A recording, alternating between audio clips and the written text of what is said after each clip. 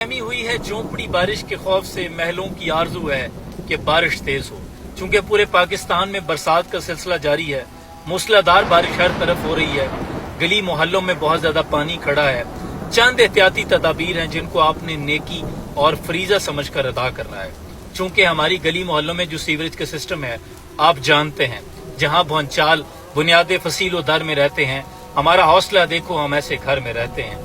इन गली मोहल्लों से गुजरते हुए जो अनजान रास्ते हों वहां पे गटर खुले हो सकते हैं, नाले खुले हो सकते हैं। बहुत ज्यादा वीडियोस सोशल मीडिया पे मैंने देखी हैं, लोग बीच बचाव ना करें तो शायद अगला बंदा जान की बाजी हार जाए। अगर किसी की नजर ना पड़े तो वो पता भी ना चले कि कौन डूब गया है। दूसरा, अपने बच्चों का खुसूसी ख्याल रखना है कि वो गली में से अकेले ना निकलें, खंभों के करीब से भी ना गुजरें। ये जो तारों का सिस्टम हमारा है ना, अल्लाह मान अल्लाह हफीज, इनके करीब से भी ना गुजरें। चूंकि शॉर्ट सर्किट हुआ होता है तो पानी में भी पाँव रखते हैं तो उससे भी करंट पड़ सकता है।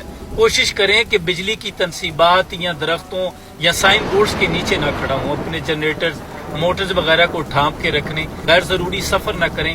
मोटरसाइकिल गाड़ियों पर हों तो आप अपनी स्पीड को स्लो रखें, क्योंकि फिसलन बहुत ज्यादा हो जाती है। अक्सर गाड़ियां स्लिप हो जाती हैं, ब्रेक फेल्स हो जाती हैं।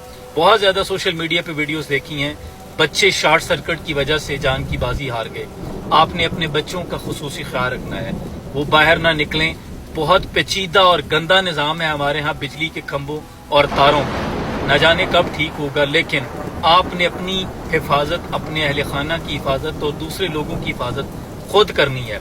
अपने अतराफ में देखें, जो नालियां आपको बंद लगती हैं, छोटा सा कोई एक स्टेप है, वो उसे करने से अगर सारा पानी निकल सकता है तो खुद आगे बढ़कर नेकी समझकर, फरीजा समझकर उसे अदा करें।